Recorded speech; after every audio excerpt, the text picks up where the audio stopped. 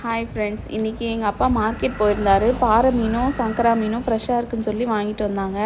சங்கரா மீன் மொத்தமாக போட்டு குழம்பு வச்சிட்டோம். பாறை மீன் வந்துட்டு ஃப்ரை பண்ணால் கொஞ்சம் டேஸ்ட் நல்லாயிருக்குன்னு சொல்லி ஃப்ரை பண்ணலான்னு பண்ணுறோம். என் பையனுக்கு சங்கரா பிடிக்கும், அதனால் அவனுக்காக ஒன்று மட்டும் ஃப்ரை பண்ணுறதுக்காக எடுத்து வச்சுருக்கேன். அப்புறமா வந்துட்டு இதில் ஒன்றுமே இல்லை, மஞ்சள் தூள், மிளகாய் தூள், அப்புறமா உப்பு இதெல்லாம் போட்டு மிக்ஸ் பண்ணிவிட்டு லெமன், புளிப்புக்கு ஏற்ற மாதிரி லெமன் போட்டுக்கோங்க.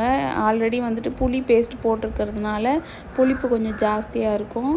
அதனால் லெமன் பார்த்து உங்கள் டேஸ்ட்டுக்கு ஏற்ற மாதிரி அட்ஜஸ்ட் பண்ணி போட்டுக்கோங்க. கடைசியாக கார்ன்ஃப்ளவர் போட்டு மிக்ஸ் பண்ணிவிட்டு டேஸ்ட்டு பார்த்துட்டு அதுக்கப்புறமா வந்துட்டு ஃபிஷ்ஷு மேரினேட் பண்ணிடலாம். டேஸ்ட் எப்போவுமே உப்பு, புளிப்பு, காரம்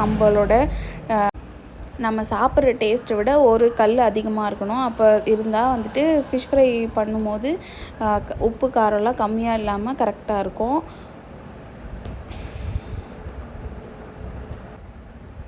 கடைசியாக நாங்கள் சிக்கன் 65 மசாலா போட்டிருப்போம். உங்களுக்கு வேணும்னா அது போட்டுக்கோங்க, அது எப்போவுமே ஆப்ஷனல் தான்.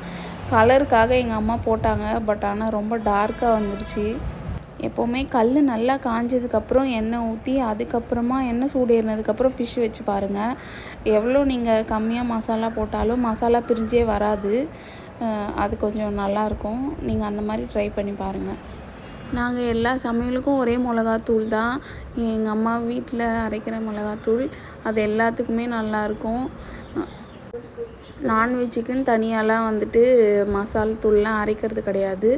அதனால் நாங்கள் கொஞ்சமாக அந்த சிக்கன் 65 மசாலா போட்டுக்கிட்டோம், அந்த வாசனை வர்றதுக்காக. உங்களுக்கு வேணும்னா இதில் இஞ்சி பூண்டு பேஸ்ட் கூட போட்டுக்கலாம், இன்னும் டேஸ்ட் இன்னும் அதிகமாக என்ஹான்ஸ் பண்ணும். எங்களுக்கு இப்போ இஞ்சி பூண்டு தேவையில்லை, ஏன்னா குழந்தைக்கு ஊட்டுறதுனால நாங்கள் இஞ்சி பூண்டு வந்துட்டு கேன்சல் பண்ணிவிட்டு இதை மட்டும் போடுறோம். இன்டர்மிட்டன்ட் ஃபாஸ்டிங்கில் இந்த மாதிரி வந்துட்டு ஃபிஷ் ஃப்ரைலாம் சாப்பிடக்கூடாது அப்படிலாம் எதுவும் கிடையாது.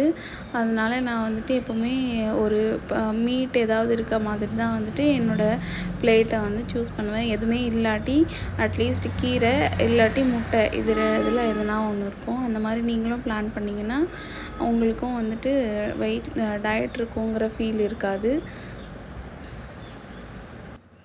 மேரினேட் பண்ணி முடித்ததுக்கப்புறமா இதை தூக்கி ஒரு 1/2 hour ஃப்ரிட்ஜில் வச்சிட்டிங்கன்னா மசாலா உதிராமல் நல்லா வரும். நான் வந்துட்டு எண்ணெய் கம்மியாக ஊற்றி எனக்காக ஃப்ரை பண்ணியிருக்கேன். ஸோ தட் ஆயில் இன்டேக்கும் கம்மியாக இருக்கும். ஃபிஷ் குழம்பும் நல்லா கொதிச்சிடுச்சு. இப்போது மீன் போட்டுட்டு அதை ஒரு 5 minutes கொதிக்க வச்சு க்ளோஸ் பண்ணிட்டா ஃபிஷ் ஃப்ரை அண்ட் ஃபிஷ் குழம்பு ரெடி.